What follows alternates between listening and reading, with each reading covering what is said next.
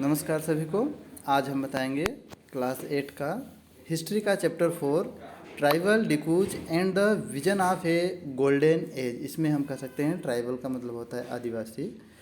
आदिवासी डिकूज, डिकूज यानी वहाँ का मतलब होता है डिकूज में यानी बाहरी लोग, आगे मिलेगा, अभी बताएंगे डिटेल में। And the vision of a golden age यानी कि एक स्वर्ण युग की कल्पना। चलिए आगे देख लेते हैं कि एक आदमी 1895 में एक आदमी बिरसा नाम का एक roaming in the forest and village of Chota Nagpur इन झारखंड, एक हिंदी में कहें तो 1895 में बिरसा नाम का एक आदमी छोटा नागपुर का पठार जो झारखंड के जंगलों में है वहाँ पर घूमते हुए देखा गया। और वहाँ के लोग कहते थे कि had miraculous power could cure all disease and multiply grain. यहाँ पर ऐसा कहा गया कि उसके पास एक ऐसी शक्तियाँ, ऐसा पावर है कि जो सारी डिसीज़ को और ग्रेन को, अनाज को, वह जितनी भी बीमारियाँ हैं उसको दूर कर सकता है। और अनाज, जो भी अनाज या जो खेती करते हैं उनकी फसल को 1.5 गुना उत्पादन बढ़ा सकता है। ऐसा वह बिरसा के बारे में बोलते थे। Birsa himself declared that god had appointed him to save his people from trouble, free them from the slavery of Dikus यानी outsider, son of soon thousand began follow Birsa believing that was a bhagwan यानी god and had come to solve the their problem. यानी ऐसा माना जाता है कि बिरसा जो था खुद ऐलान कर दिया था कि मैं भगवान का भेजा हुआ, आप दिकू लोगों, दिकू का मतलब है यहाँ पर जो दिकू वर्ड है वह आउटसाइडर यानी जो बाहर से आए हुए लोग हैं या समाज से अलग हैं, समाज से अलग जंगलों में रह रहे हैं या जनजाति लोग, आदिवासी लोग, उनके लिए कहा जा रहा है कि उनकी गुलामी से आज़ाद करने के लिए बिरसा को भेजा गया है। और कुछ ही दिन में लोग उन पर बिलीव करने लगे और बिरसा को फॉलो भी करने लगे कि बिरसा एक भगवान है, गॉड है और वह हमारी समस्या को सॉल्व करने के लिए आए हुए हैं। अब बात करते हैं बिरसा थे कौन। तो यहाँ पर बिरसा कौन थे इसके बारे में हम बता देते हैं कि Birsa was born in family of Munda. Munda एक जनजाति है जो झारखंड का है। तो बिरसा का जन्म मुंडा परिवार में हुआ था। मुंडा एक जनजातीय समूह है, ट्राइबल ग्रुप है दैट लाइव इन छोटा नागपुर पठार। झारखंड के छोटा नागपुर पठार में मुंडा जनजाति में बिरसा का जन्म हुआ था। और his follower include other tribal of the region Santhal and Oraons. यानी कि जो बिरसा के फॉलो करने वाले लोग थे वो छोटा नागपुर पठार के अलावा और कई जनजातीय समूहों में फेमस थे, मानने वाले थे बिरसा। और कई जगह जैसे संथाल जनजाति, संथाल ट्राइबल थे और उरांव ट्राइबल्स थे, वहाँ भी बिरसा काफ़ी पॉपुलर था। All of them indifferently were unhappy with change they experience the problem were facing under British. कई बार क्या होता था कि बिरसा वो देखा कि अपने आसपास में जितने भी ब्रिटिश लोग आए थे उसके आसपास, वह काफ़ी ज़्यादा ट्राइबल या दिकूज लोगों को नुकसान पहुंचाए थे और उनकी जीवन शैली को हटाकर वह वहाँ पर कंपनियां लगा दिए थे या फिर कुछ और कर दिए थे। तो वहाँ पर उनकी आजीविका खतरे में थी, जो वह जीवन था उनका, पूरा religion appeared to be in danger. पूरी उनकी आजीविका और लाइफ जीवन था वो पूरा खतरे में आ गया था।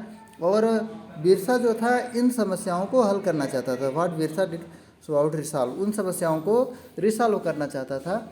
और जिन्हें आउटसाइडर या दिकूज कहते थे वह बिरसा इन सभी की समस्याएं देखना चाहता था कि दिकूज लोग कहाँ से हैं, कौन कौन से लोग यानी समाज से बाहर हैं, जंगलों में रह रहे हैं और कैसे छूटे, और अंग्रेज लोग या यहाँ के लोगों द्वारा उनको कैसे गुलाम बना लिया गया, यह सब बदलाव कैसे हुआ, इसी के बारे में इस चैप्टर में हम पढ़ेंगे। और सवाल करेंगे कि आदिवासी लोगों का जो हक है वह कैसे छीना गया और उनके हक को अंग्रेज लोग द्वारा या इंडिया के जो जमींदार थे उनके द्वारा कैसे छीना गया, इसके बारे में इस चैप्टर में चर्चा करेंगे। हम थोड़ा सा दिखा देते हैं एक कि यहाँ पर ये जो एरिया है आप देख सकते हैं, ये जंगलों की एरिया है।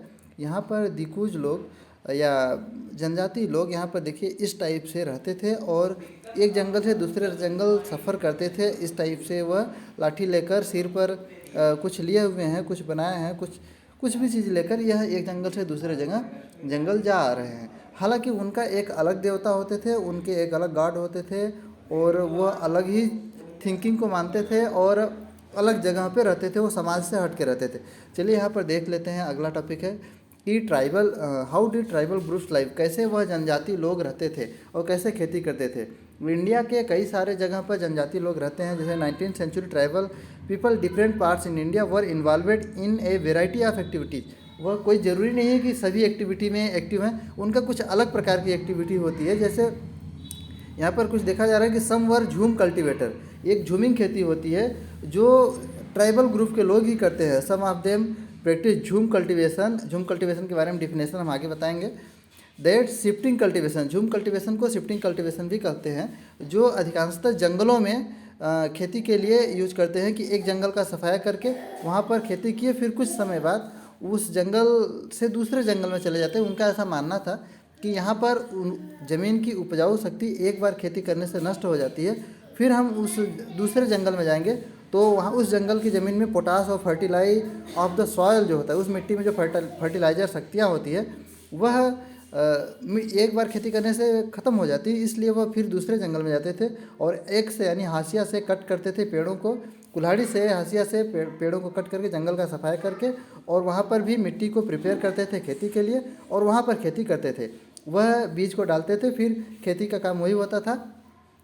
और वहाँ पर कई चीज़ ऐसी हैं कि जो ज़मीन से संबंधित, जैसे झूम कल्टीवेशन था उसी के आकार में एक और, उसको झूम कल्टीवेशन को 2-3 नाम से यहाँ पर बता दें कि झूमिंग कल्टीवेशन, झूम खेती, घुमंतू खेती, और घुमंतू खेती के अलावा है इसमें शिफ्टिंग कल्टीवेशन।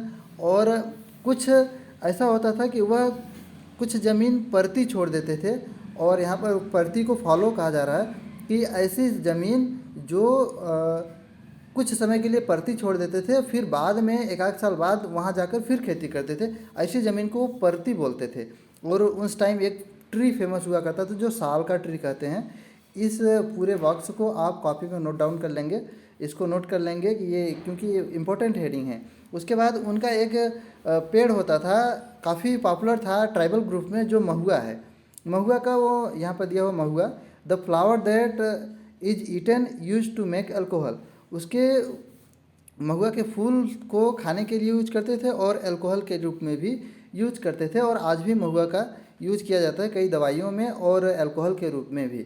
उसके फल फूल खाने के रूप में भी यूज करते हैं। और कुछ आदिवासी लोग, यहाँ पर दिया हुआ है कि कुछ आदिवासी लोग, सम वर हंटर एंड गैदर, कुछ आदिवासी लोग खेती करते थे, कुछ उसी में हंटर और गैदर का काम करते, यानी कि शिकार और संग्राहक थे, कुछ शिकारी का काम करते थे। यहाँ पर देख सकते हैं बहुत सारे इलाकों में आदिवासी समूह जो होता था कि ग्रुप बनाकर हंटिंग के लिए निकल देता था, और फॉरेस्ट से जो कुछ भी मिलता था उसको गैदर करके लाते थे, इकट्ठा करके लाते थे, और देखते थे कि इकट्ठा करके लाते थे, और उसको अपने बीच में अगर उसको मार्केट में सेल कर सकें तो सेल करते थे, और नहीं सेल कर सके तो उसको अपने में यूज कर लेते थे अपने लिए। जैसे उसमें से ग्रुप बना के जंगल में निकल जाते थे, कुछ लोग शिकार करते थे। जैसे आप यहाँ देख सकते हैं कि एक ट्राइबल ग्रुप जंगल से लौटता हुआ दिखाई दे रहा है, वह जंगल में जाकर कुछ पेड़ों की पत्तियाँ ला रहा है। पेड़ों की पत्तियों के साथ उनके पीछे देख सकते हैं पालतू पशु कुत्ता भी है। और यह ट्राइबल ग्रुप जो जाकर जंगलों से ला रहा है, इनका पहनावा भी कुछ अलग ही टाइप का है। यहाँ पर पेड़ से कुछ पत्तियाँ तोड़कर अपने सिर पर ला रहे हैं, और यह पत्तियाँ उनके काम में आएगी कि कुछ इसका पत्तल बनाएंगे और पत्तल बना के मार्केट में सेल करेंगे। यह क्योंकि जंगलों में ही बड़े पत्ते वाले पेड़ मिलते हैं और उसका यूज वह लोग करते हैं, उससे अपना कुछ इनकम सोर्स भी हो जाता है। यह जाके मार्केट में सेल करेंगे और मार्केट में सेल करने के बाद कुछ पैसे मिलेंगे, जिससे अपनी ज़रूरत की चीज़ों को खरीद कर वह फिर जंगल लौटाएंगे। उनका वहाँ मार्केट या शहर के लोगों से ज़्यादा लेना देना नहीं होता था। वह रंगाई के लिए अपना कुछ जंगली फ्लावर जो होते थे, फॉरेस्ट में कुछ कुसुम और पलाश और कई सारे फ्लावर मिल जाते थे, कपड़ों में कलर करने के लिए उन्हीं का यूज करते थे। और आपको दिखा देते हैं इंडिया में कहाँ कहाँ पर ट्राइबल लोग रहते थे और किस जगह पर कौन से ट्राइबल लोग रहते थे, इसका भी नक्शे में दिया हुआ है। ये आपके सामने मैप दिख रहा है।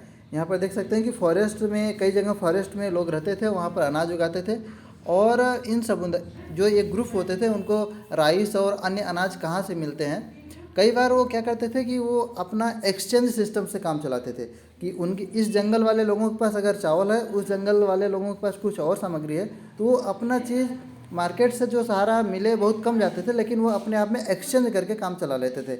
उनका उनके पास अगर किसी से शिकार लेकर उनको चावल दे देना, ये एक्सचेंज करके काम चला लेते थे। ये आदिवासी लोग थे। और हालांकि कई लोग गांव में जाके मजदूरी भी करते थे, विलेज में जाके, और वजन उठाना, रोड बनाना, और फसल कटवाना, और किसानों की हेल्प करना, और कई सारी चीज़ें हेल्प करते थे वहाँ पर लेबरर के रूप में। यहाँ पर और दिया हुआ जैसे कि यहाँ पर like Baiga of central India, मध्य भारत में बैगा जनजाति औरों के लिए काम करते थे। और कुछ लोग ऐसे थे जो औरों से काम करने के लिए कतराते भी थे। उनको लगता था कि हमको वहाँ पर बंधक बना लिया जाएगा, दास बना लिया जाएगा। तो कुछ लोग काम नहीं भी करते थे, कुछ ट्राइबल ग्रुप, लेकिन कुछ ट्राइबल ग्रुप काम करते थे। हम मैप में देख लेते हैं यहाँ पर थोड़ा सा, कि मैप में देख सकते हैं कि यहाँ पर कई जगह पर सहारिया, भाटिया, भील, और बैगा, बंजारा, और बंजारा यहाँ पर भी है, और कोया बंजारा, और कई सारे संथाल, कई सारे ऐसे ग्रुप हैं जो इंडिया के कई सारे जगहों पर करते थे, बिलोंग करते थे, वहाँ पर रहते थे। यहाँ पर आप इस मैप को अपने कॉपी में बनाने का प्रयास करेंगे। जैसे मैं 2 चीज़ें बता चुका, एक इसको अपने कॉपी में लिखेंगे, और एक अगला मैप आप अपने कॉपी में बनाएंगे इसको। ठीक है, मैप को बना के करेंगे। इसको लिखने के लिए वीडियो पॉज कर लेंगे, रोक लेंगे, या आप बुक से देखकर भी लिख सकते हैं। चलिए हम आगे बात करते हैं। सम हेयरडेड एनिमल, कुछ लोग वहाँ पर पशु भी पालते थे। वह पशु पालते थे, जैसे कि कौन से पशु? बहुत सारे आदिवासी समाज अपने जीवन जीने के लिए पशुओं को पालते थे। पशुओं को पालने में कौन कौन से पशु है वहाँ पर देखने, वह सीजन के अनुसार अपना जगह भी चेंज कर लेते थे, कई बार इस जंगल, कई बार उस जंगल। तो वहाँ पर जब उनको घास उनके पास आसपास होता था, तो वहाँ पर एक मवेशी पाल लेते थे। जैसे कि उन मवेशियों के हिसाब से अगर वहाँ का घास ख़त्म हो गया, वहाँ के पशु जो है उस घास को नहीं खा पा रहे हैं, ख़त्म हो गया, घास खाने के लिए नहीं मिल रहा है, तो वह दूसरे जंगल में, वह अगर देखें तो यहाँ पर shepherd, the backward Kashmir reared goat, Kashmir के साइड में जो रहते थे वो गॉड पालते थे, बकरी पालते थे। और कुछ पंजाब के पंजाब एरिया में रहने वाले लोग भैंस पालते थे, और कई सारे पशु पालते थे। हालांकि सबसे शुरुआत में कुत्ता पालना सीखे थे लोग। कई जगह बकरियाँ पालते थे ट्राइबल लोग, कई जगह भैंस पालते थे, और कई सारी चीज़ें। तो इसमें आगे हम थोड़ा बात कर लेते हैं। एक अगला टॉपिक है a time to hunt, a time to show, time to move a new field.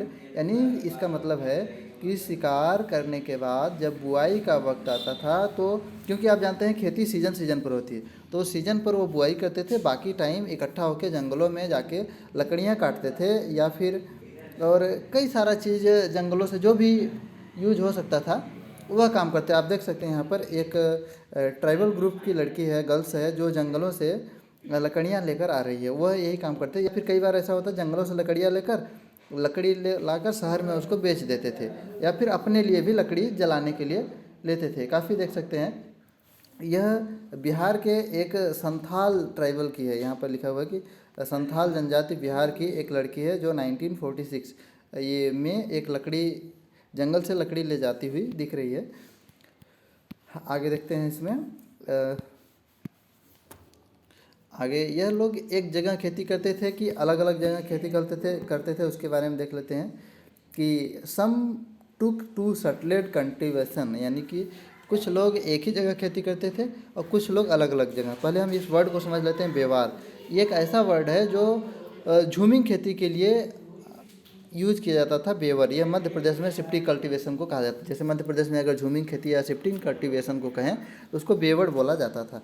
यहाँ पर 19वीं सेंचुरी के कुछ ट्राइबल ग्रुप कई जगह सेटल हो गए थे, और एक साल में एक जंगल और दूसरे साल में 2 जंगल ऐसे जाते थे, और वह शुरुआत में प्लाऊ यानी हल का यूज करना भी धीरे धीरे सीख गए। जैसे छोटा नागपुर के पठार में जो जनजाति रहती थी, कोई ज़रूरी नहीं है कि वो सभी हल का यूज करना चाहते थे, लेकिन यहाँ पर मध्य प्रदेश की कुछ जनजातियों के बारे में दिया गया है। जैसे यहाँ पर मुंडा छोटा नागपुर में रहते थे, तो मध्य प्रदेश में जो है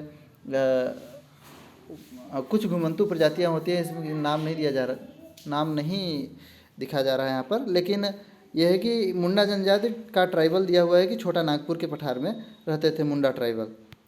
यहाँ पर कुछ लोग धीरे धीरे आकर परमानेंटली बस गए थे, लेकिन उनको समस्या क्या हुई कि जब अंग्रेज लोग थे तो उनको कोई कंपनी बसाना हुआ था, जंगलों को काट कर कंपनी बसाते थे, तो न ही इनको कुछ उसकी मुआवजा राशि न कुछ दिया जाता, लेकिन ब्रिटिश ऑफिशियल द्वारा उनको उस ग्रुप से हटा दिया जाता था, या तो उनको दास बना लिया जाता था, या तो उनको शिकार करने के दूसरे जंगल भगा दिया जाता था। ऐसा होता था, उनका हक नहीं मिल पाता था। इसलिए बिरसा मुंडा जो था, इन समस्याओं को देखने के बाद वो आए थे और ट्राइबल लोगों को जागरूक किए थे कि हम आपके, भगवान ने भेजा है कि मैं आपके सभी समस्याओं का समाधान करूँगा। जैसे यहाँ पर संथाल ट्राइबल है, संथाल जनजाति है। मैं मैप में बताया था कि कितने सारे ट्राइबल्स हैं। आप एक लिस्ट बना सकते हैं कि कौन से ट्राइबल ग्रुप किस एरिया में रहते हैं, या इंडिया में कितने ट्राइबल ग्रुप्स रहते हैं, हम आगे चल के आपको बताएंगे। अब आगे बात करते हैं कि जो औपनिवेशिक शासन, जो कॉलोनिकल रूल आया, उसमें ट्राइबल को जीने में क्या सुविधाएं हुई कि परेशानियां हुई। तो इसमें जैसे ही कॉलोनिकल रूल आया, यानी कि जो अंग्रेज़ों का औपनिवेशवाद आया, ब्रिटिश रूल आया, उसमें इनको बहुत सारी समस्याएं होने लगी। जबकि ये यहाँ के परमानेंट सेटलमेंट वाले थे, अस्थाई निवास वाले थे, बट ब्रिटिश रूल आने के बाद इनको बहुत सारी समस्याएं हुई। जैसे ही ब्रिटिश लोग आए, बहुत सारी एरिया में सस्ती ज़मीन और सस्ते लोग मिलने के कारण वह कई जगह कंपनियां लगाए, अपनी पावर जमाए, और इनको कई अपना साम्राज्य स्थापित करने के बाद अंग्रेज लोग इनको कई जगह काम पर रखे और कई जगह बंधक बना के रखे, और उनकी शक्तियां छीन ली गई और उनको ब्रिटिश के अंडर काम करने के लिए बोला गया, और उनका घर सब उजाड़ के और वहाँ पर कंपनियां बसा के उनका गांव पूरा चेंज करके उनके लाइफ में काफ़ी सारा बदलाव कर दिया गया ट्राइबल्स के। यह किसके द्वारा किया गया? अंग्रेज़ों के द्वारा। हम यह टॉपिक हमारा था कि जब अंग्रेज़ आए तो उनका क्या हुआ, ये यानी कि पूरी तरीके से ज़िंदगी उनकी या उनकी लाइफ जो है चेंज हो गई। अंग्रेज़ों के आने से, अंग्रेज़ी कंपनियां आने से उनके सारे ऑनरशिप छीन लिए गए, उनके ज़मीन पर भी उनका अधिकार नहीं रहा गया। और यहाँ पर जो शिफ्टिंग कल्टीवेशन करते थे उनका क्या हुआ? What happen to the shifting cultivation? तो जो शिफ्टिंग कल्टीवेटर थे, जैसे कि यहाँ पर ब्रिटिश के आने के बाद वह शिफ्टिंग कल्टीवेशन में भी उनको परेशानी हुई, क्योंकि वो एक जंगल से दूसरे जंगल जाते थे। तो कई सारे जंगलों में अंग्रेज़ लोग ऐसा रूल बना दिए कि आप एक जंगल से दूसरे जंगल नहीं जा सकते, आप अपना एक जगह बस जाइए और बाकी चीज़ सरकार की है, अंग्रेज़ों की है। उस टाइम तो वह एक जंगल से दूसरे जंगल भी जाना उनका मुश्किल हो गया। आप देख सकते हैं जंगल के बीच में यह कुछ महिलाएं जो हैं, भील जनजाति की महिलाएं गुजरात में शिफ्टिंग कल्टीवेशन के रूप में यहाँ जंगल में कुछ खेती कर रही हैं। ये एक साल इस जंगल में खेती करेंगे, फिर दूसरे साल दूसरे जंगल में खेती करने के लिए चली जाएंगी, या शिफ्टिंग कल्टीवेशन। जबकि इन महिलाओं को, इन जनजातियों को अंग्रेज़ों के आने से शिफ्टिंग कल्टीवेशन में काफ़ी ज़्यादा नुकसान भी हुआ था। यह पेड़ों को काट के खेती करते थे, और हालांकि कुछ अंग्रेज़ लोगों द्वारा बोला गया कि आप जो भी इसके किसान हैं वह एक जगह पर एक टाइम में बिल्कुल परमानेंट बस जाएं और वहीं खेती करें। उनको पूरे रूप से वो स्वतंत्र नहीं है कि हर जगह जाके हर जगह खेती कर सके। इसके बारे में हम अगले चैप्टर में भी पढ़ेंगे, और कुछ पिछले चैप्टर 2 में पढ़ चुके हैं। लेकिन जो भी खेती करते थे उनको उसका बिल्कुल भू स्वामी यानी लैंड ऑनर नहीं माना जाता था। उनको ऐसा बोला जाता था कि आपको ये ज़मीन सिर्फ खेती करने के लिए दी जा रही है, आप इसके ऑनर नहीं कहलाओगे और आपको इसका टैक्स पे करना पड़ेगा, अपने स्टेट को इसका रेवेन्यू पे करना पड़ेगा। तो ब्रिटिश लोग जो थे, एफर्ट झूम cultivator was not very successful. वह बताया उनको कि ये झूम कल्टीवेटर जो है या झूमिंग खेती जो है वो बहुत सक्सेसफुल नहीं है, और झूमिंग कल्टीवेशन में बहुत मेहनत है, खेती करना आसान नहीं होता। इसलिए आप लोग परमानेंट रह के एक जगह ही खेती करिए।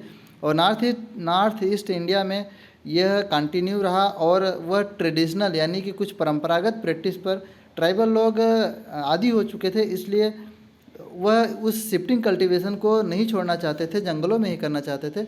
लेकिन एक रूल आया अंग्रेज़ों के द्वारा, तो उसका क्या प्रभाव हुआ देख लीजिए। यहाँ पर forest law and there impact, अंग्रेज़ों द्वारा फॉरेस्ट लॉ लाया गया था, वन कानून, और उसके प्रभाव क्या पड़ा, ट्राइबल लोगों पर क्या प्रभाव पड़ा। तो कुछ ट्राइबल ग्रुप के लोग जो डायरेक्टली जंगल से कनेक्ट होते थे, उनका लगाव जंगल से होता था। तो जब रूल आया तो जंगल से लगाव का उनका जो संबंध था वह उस रूल के चलते कम हुआ, और British extend their control all over forest. British लोग अपना कंट्रोल बता दिए कि हमारा कंट्रोल पूरे इस जंगल पर है, आप लोगों का कंट्रोल नहीं है, ब्रिटिश लोगों का कंट्रोल है। इसलिए आप लोग टैक्स पे करिए और जैसा कहा जा रहा है वैसे ही खेती करिए। ज़्यादातर वो झूम कल्टीवेशन को बोले कि आप लोग झूमिंग खेती मत करिए, जो जंगलों में रहते हैं वो फ्रूट कलेक्ट करें और एनिमल हंट करें, लेकिन एक जगह ही रह के या तो जंगल में जाएं या तो एक जगह रह के खेती करें। झूमिंग खेती को अंग्रेज लोग बिल्कुल सपोर्ट नहीं कर रहे थे, इसलिए कुछ लोग अपना उस काम को छोड़कर दूसरे जगह फोर्स टू मूव यानी कि दबाववश वो दूसरे जंगल में मूव कर गए और अपने नए जीवन के लिए नई एरिया ढूंढने लगे कि हमको नया जीवन किस जंगल में मिल पाए। यानी कि उनका जीवन पूरी तरीके से नोमाड हो गया, घुमक्कड़ हो गया, भटकाऊ हो गया, पूरी तरीके से अस्थाई नहीं रह पाए। पहले वो इस जंगल उस जंगल जा सकते थे, लेकिन इस बार उनका काफ़ी मुश्किल हो गया क्योंकि हर जगह ब्रिटिश लोगों द्वारा दिया गया कि कंट्रोल पूरे अंग्रेज़ों का है। तो फॉरेस्ट डिपार्टमेंट बना दिया गया और लेबरों द्वारा पेड़ कटवा के कई जगह रेलवे स्लीपर, क्योंकि अंग्रेज आए और रेलवे कोच बनाना शुरू कर दिए, तो कई सारे जंगलों को सफाया करके रेलवे कोच बनाने का काम शुरू हो गया। रेलवे स्लीपर, यहाँ पर स्लीपर का मतलब आप समझ सकते हैं कि वो सोना नहीं है, वो रेलवे कोच का स्लीपर मतलब समझ रहे हैं। स्लीपर का ये हेडिंग नोट कर लेंगे, स्लीपर है लकड़ी के मतलब एक हॉरिजेंटल लाइन में रेल की पटरियाँ बिछाई जाती थी और उस पर सफ़र करते समय लोग सोते थे, उसको स्लीपर बोला जाता है। तो यहाँ पर आगे देख सकते हैं कि झूमिंग कल्टीवेशन में जंगलों को तो काट दिया गया, लेकिन वहाँ पर उनको झूमिंग खेती करने के लिए अलाउ नहीं किया गया और उनको बताया गया कि आप बिल्कुल एक जगह खेती करके परमानेंट रह के खेती करिए और आप झूमिंग खेती नहीं कर सकते। इसके लिए उनको काफ़ी परेशानी हुई और फॉरेस्ट डिपार्टमेंट एस्टेब्लिश हो गया, यानी लागू हो गया। वहाँ पर जो जंगल विभाग का नियम था वो लागू हो गया और कुछ जनजातियों को बिल्कुल चीप लेबर यानी सस्ते लेबर के रूप में रख लिया गया और उनको सिर्फ नाम मात्र का वेतन दिया जाने लगा और काम के लिए जैसे कि दास को रख लिया जाता है। ये उस टाइम का न्यूज़पेपर की कटिंग है कि जंगल में लोगों को किस प्रकार से सताया जाता था और अंग्रेज के देश में जीना कितना कठिन है। उस टाइम के एक पेपर में या एक किसी विशेष जनजाति द्वारा लिखा गया ये लेख है कि उनकी ज़मीन में अंग्रेज़ों द्वारा किस प्रकार सताया जाता था, उनको हार्ड यानी उनका जीवन कितना कठिन हो गया था, ऐसा उस टाइम एक विशेष प्रकार की जनजाति के द्वारा लिखा गया था। हालांकि बहुत सारे जनजातियां ट्रेडिंग करती थी, उसमें देखेंगे कि क्या क्या ट्रेडिंग करती थी। यहाँ पर देख सकते हैं कि many tribal groups against the colonial forest rule. बहुत सारे आदिवासी समूह उस अंग्रेजी रूल के खिलाफ भी थे और वह अपना परंपरागत जीवन जीना चाहते थे, जिसके लिए वह ये काम अपना लिए, जो काम आप यहाँ देख सकते हैं कि यहाँ पर कुछ आदिवासी महिलाएं काम कर रही हैं और वह अपना काम करने के बाद अपने लिए यूज करती थी या हो सके तो जंगल में मार्केट में बेचने के लिए भी उसको ले जाती थी। और 1906 में यहाँ पर दिया हुआ है संग्राम संगमा इन 90। कई सारे जनजातियाँ जो संग्राम संगमा असम में और 1930 में कई सारे अंग्रेज़ों द्वारा विद्रोह किया गया, लेकिन वह जितने भी अंग्रेज़ थे वो पावरफुल थे। उन जनजातियों का विद्रोह अंग्रेज़ों द्वारा इलीगल घोषित कर दिया गया और जनजातियों पर पुनः से हावी हो गए और जो जनजाति लोग ट्रेड करते थे उसके बारे में बहुत सारी समस्याएं हुई कि उनका व्यापार की समस्या, द प्रॉब्लम विथ ट्रेड। वो लोग जो भी 19वीं सेंचुरी में ट्राइबल ग्रुप अपने मार्केट में या अपने नज़दीकी शहर में जाते थे ट्रेड करने के लिए कि वह बेचते थे, चाहे वो हो गया शहद हो गया, चाहे जंगली फ्रूट हो गया, चाहे मछली हो गया और कई सारी चीज़ें वो शहर में ले जाके बेचते थे। तो अंग्रेज़ों द्वारा उन लोगों पर भी या तो टैक्स के लिए दबाव बना लिया गया या फिर उनको मना कर दिया गया कि आप नहीं बेच सकते हैं। इसके लिए भी उनके व्यापार पर प्रभाव पड़ा। इतना ही नहीं, जंगलों में सिल्क, कुछ जंगली पेड़ों पर सिल्क मिलता था यानी कि रेशम, वह भी जाकर मार्केट में सेल करते थे, लेकिन उसकी डिमांड यूरोपियन मार्केट में बढ़ गई। इसलिए अंग्रेज़ लोग क्या चाहे कि वह हमें दें और हम उसको यूरोपियन मार्केट में ले जाकर सेल करें, और वह उन्हें काफ़ी सस्ते रेट पर ले लेते थे और उसको ले जाकर अपने फॉरेन में उनको काफ़ी महंगे रेट पर बेच दिया जाता था। यहाँ पर एक महिला देख सकते हैं कि Hazaribagh in present day Jharkhand के हजारीबाग में एक महिला यहाँ पर देख सकते हैं संथाल जनजाति की है। वह बाँस की कुछ बनाती हुई दिख रही है। अगर गांव की भाषा में कहें तो यह बाँस की चटाई बनाती हुई दिख रही है, जो अपने लिए और जंगलों में रहने के लिए यूज करते थे। उसके साथ ही जब गांव में जाते थे तो गांव में या बाज़ार में उसको बेच देते थे। चटाई। और उसके साथ ही यहाँ पर देख सकते हैं एक ये डलिया के टाइप का बनाया गया है वो जनजातियों के द्वारा, वह सेल करते थे मार्केट में आकर या गांव के लोगों को सेल कर देते थे। अभी भी कुछ जनजाति लोग ये बांस की चीज़ें बनाकर गांव में सेल करते हैं। वही टाइम उनका भी था, वह अपने जो उनका ट्रेड था, जो उनका पैशन था, उसको करके और अपने गांव में ले जाकर बेचते थे। जैसे इसको खाची डलिया कुछ कह सकते हैं, वह करते थे। ऐसा करने से जब अंग्रेज़ उनको परेशान किए तो उनका काम ख़त्म होने लगा, उनको काफ़ी परेशानी होने लगी। तो वह टू सर्च फॉर वर्क, काम की खोज में वह गांव की ओर चल बसे। कुछ लोग वहां से गांव की ओर चल बसे काम की खोज में, और वह घर घर जाकर काम ढूंढना शुरू किए और गांव में कई जगह पर उनको काम मिल गया। तो कुछ लोग कंपनी में लग गए और कुछ बहुत सारी संख्या में लोग टी प्लांटेशन असम, यहाँ पर असम के लोग कुछ टी प्लांटेशन लग गए, कुछ झारखंड के कोल माइंस में लग गए, और कुछ जैसे कि असम में चाय होती है ज़्यादा, तो वहाँ पर चाय की खेती करने के लिए लग गए। और कई सारे जगहों पर ट्राइबल लोगों को लगा दिया गया कि आप यहाँ पर रहकर खेती करिए। एक नज़र यहाँ पर हम देख लेते हैं, एक क्लोजर लुक कि अगर देखें तो 19वीं सेंचुरी में जो भी ट्राइबल ग्रुप इंडिया के डिफरेंट पार्ट में रहते थे, उनको अंग्रेज़ों के ख़िलाफ़ आवाज़ उठाने पर उनके जीवन में काफ़ी परिवर्तन हो गया।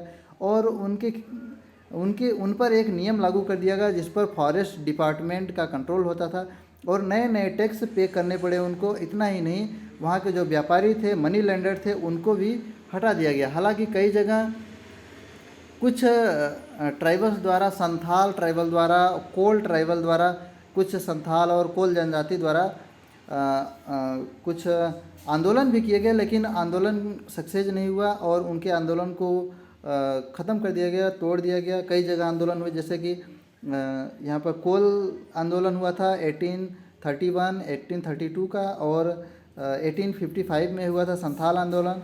बस्तर आंदोलन हुआ था, और फिर यहाँ पर महाराष्ट्र में आंदोलन हुआ था 1940 में, 1940 में। इस टाइप से कई सारे आंदोलन हुए, लेकिन उनके आंदोलन काफ़ी ज़्यादा सफल नहीं रहे। हालांकि आगे बिरसा मुंडा के बारे में यहाँ पर दिया हुआ है कि बिरसा मुंडा क्या किए, और यहाँ पर ये लिखा हुआ है कि अगर इसका हिंदी मतलब देखें तो ब्लड ट्रिंकल फ्रॉम माय सोल्जर्स, यानी कि लुहलुहान मेरे कंधे। इतना काम करवाया जाता था ट्राइबल्स के लिए कि उनके कई बार शरीर को बहुत ज़्यादा यूज किया जाता था। इसके लिए वहाँ पर ट्राइबल्स द्वारा लिखा गया कि मेरे कंधों को काम करवा के लुहलुहान कर दिया जाता था, मैं कोल्हू के बैल की तरह काम नहीं कर पाऊँगा। इस टाइप से बहुत सारे जनजातियों द्वारा आवाज़ भी उठाया गया था, लेकिन उन्हें बिल्कुल कोई भी महत्व नहीं दिया गया और उनके इस आवाज़ को दबा दिया गया था। आगे बात करते हैं यहाँ पर कि बिरसा मुंडा के बारे में विधिवत में बात करते हैं। बिरसा मुंडा का जन्म 1870 ईस्वी के दशक के मध्य में हुआ, यानी सन 1870 में हुआ था, और यानी कह सकते हैं कि वह 19वीं सेंचुरी के बीच में हुआ था। उनके पिता काफ़ी पुअर थे, गरीब थे, और वह जंगलों में भेड़ बकरियां चराते थे, बांसुरी बजाते थे। और इतना ही नहीं, कुछ जनजाति लोग शहर में जाकर नाचते गाते भी थे, और वही उसी टाइप से वो अपना जीवन बिताते थे। बिरसा मुंडा जैसे ही बड़े हुए, उन्होंने देखा, मुंडा जनजाति को समझा और अपने पिता की गरीबी को देखा कि उनको काम के लिए जगह जगह भटकना पड़ता है। तो बिरसा मुंडा ने अपने लड़कपन में जितने भी विद्रोह हुए थे उनकी कहानियाँ सुनी, उनको पढ़ा, और अपने सरदार को, अपने जो डिकूज समुदाय के मुखिया होते थे या सरदार होते थे, उनके पास गया और समझा और देखा कि हम अपनी आज़ादी के लिए लड़ाई क्यों नहीं लड़ सकते हैं। उसके बारे में काफ़ी ज़्यादा उन्होंने यहाँ वहाँ घूम के देखा और चाहा कि हम अपना साम्राज्य वापस पाएंगे और हम अपना साम्राज्य वापस लेंगे और अंग्रेज़ों के ख़िलाफ़ लड़ेंगे। जो कोई भी लोग हम लोगों को सता रहे हैं उनके ख़िलाफ़ हम लड़ेंगे और अपना अधिकार पाकर रहेंगे। लेकिन कई बार उन्हें काफ़ी कठिनाइयों का सामना करना पड़ा, और जो बिरसा समुदाय के लोग थे वो वैष्णव धर्म को मानते थे। यहाँ पर लिखा हुआ है, बिरसा समुदाय के लोग वैष्णव धर्म को मानते थे और उनका प्रचार भी करते थे वैष्णव, और पूरी उनकी जो सोसाइटी थी वो वैष्णव समुदाय को मानने वाली थी, और काफ़ी ज़्यादा वो शुद्धता पर जोर भी देते थे। हालांकि जंगल का काफ़ी साफ़ सुथरा पानी पीते थे, ऐसा उनका मानना था। और वो वैष्णव विष्णु भगवान को मानते थे, विष्णु भगवान की पूजा करने वाले लोग होते थे। वह अपने हिसाब में काफ़ी ईमानदार और काफ़ी अच्छे विचार के लोग थे कि वह जो गांव में जाते हैं और कई लोग शराब पीते हैं, तो गांव में जाकर जो लैंड ऑनर है उनकी दास्ता करना, उनका नौकर बनना और महुआ का शराब पीना, ये सब काम बिरसा द्वारा रिक्वेस्ट किया गया कि वह ऐसा छोड़ दें, जो गलत काम है उनको छोड़ के सही रास्ते पर आएँ और अपने अधिकार के लिए लड़ें। हालांकि बिरसा काफ़ी चिंतित थे कि अंग्रेज़ों के खिलाफ़ जो लड़ाई चल रही है उसमें हम लोग सक्सेसफुल होंगे कि नहीं होंगे, और उन जनजातीय लोगों को बताया कि आप लोग अस्थायी रूप से अपने जगह पर रहें और अपने ज़मीन पर जमे रहें और अपने हिसाब से खेती करें। इतना ही नहीं कि वहाँ के कुछ लोग, कुछ मिशनरी लोग, कुछ मनी लैंडर लोग यानी ज़मींदार लोग और कुछ हिंदू लैंडलॉर्ड, वहाँ पर सभी धर्म के लोग पहुँच चुके थे, जैसे मनी लैंडर, ज़मींदार, मिशनरी जो बाहर से आए थे, ईसाई मिशनरी, और वह मुंडा राज को ख़त्म कर देना चाहते थे। लेकिन जो बिरसा थे वो चाहते थे कि मुंडा राज हमारे पूरे जनजातीय ग्रुप में बना रहे, और वह इन जनजातियों के नेता के रूप में वह बने रहना चाहते थे। और जो मिशनरी लोग वह ब्रिटिश ऑफिशियल बन के उनकी ज़मीन को लूटना चाहते थे, वह चाहते थे कि बिरसा चाहते थे कि वो उनको न लूटें। हालांकि जब 1895 में बिरसा ने आवाज़ उठाई तो उनको 2 साल के लिए अंग्रेज़ों द्वारा जेल में डाल दिया गया था। और जब जेल से ही जैसे ही बिरसा वापस लौटे तो वहाँ पर उन बिरसा को जनजातियों द्वारा काफ़ी सपोर्ट मिला और जनजातियों के काफ़ी लोकप्रिय नेता बन गए बिरसा। और डिकूज और यूरोपियन के बीच उन्होंने आवाज़ उठाया कि जो हमारे दिकूज को यूरोपी लोग सता रहे हैं, हम उनको उखाड़ फेंकेंगे। एक अपना झंडा बनाया और झंडा बनाने के बाद काफ़ी ज़्यादा आवाज़ उठाया, लेकिन यूरोपियन पावर द्वारा उन पर अटैक करके उन पर निशाना बनाया गया और काफ़ी ज़्यादा बिरसा मुंडा पर अटैक करवाया गया, हमला करवाया गया। हालांकि जनजातियों ने भी जमींदारों पर काफ़ी ज़्यादा हमला किया, लेकिन समस्या अंत में क्या हुई कि काफ़ी ज़्यादा जैसे महामारियाँ आती थी तो जो गांव के लोग होते थे वह महामारियों से बच सकते थे। लेकिन काफ़ी दुख की बात यह है कि सन 1900 में एक कॉलरा नामक महामारी आई थी। उस कॉलरा नामक महामारी से, जिसको हिंदी में बोले तो हैजा बोलते हैं, अंग्रेजी में कॉलरा, हिंदी में हैजा, वो बिल्कुल महामारी थी, वह आई और उसी के कारण बिरसा की मौत हो गई थी। और पहले बता दें कि बिरसा ने दिकूज यानी जो जंगल में रहने वाले लोग हैं उनको अपनी ज़मीन का अधिकार दिलाने के लिए काफ़ी ज़्यादा लड़ाई लड़ी और उनको अपने ज़मीन के बारे में प्रोटेस्ट करना सिखाया, आंदोलन करना सिखाया, और अंग्रेज़ों की जो औपनिवेशिकवाद की नीति थी उसके खिलाफ गुस्सा करना सिखाया। और इतना ही नहीं, बिरसा अभी भी आदिवासियों के स्ट्रगल के एक चिन्ह के रूप में माने जाते हैं और उनका सफ़ेद रंग का एक झंडा बनाया गया था, जो बिरसा द्वारा सफ़ेद रंग का एक झंडा बनाया गया था, वह अभी भी ट्राइबल ग्रुप में फेमस है। आज के दिन में भी ट्राइबल्स के द्वारा बिरसा की पूजा की जाती है और बिरसा मुंडा जयंती भी मनाई जाती है। बिरसा मुंडा जयंती मनाने के साथ साथ अभी भी सरकार द्वारा जनजातीय समाज में बिरसा को काफ़ी ज़्यादा महत्व दिया जाता है।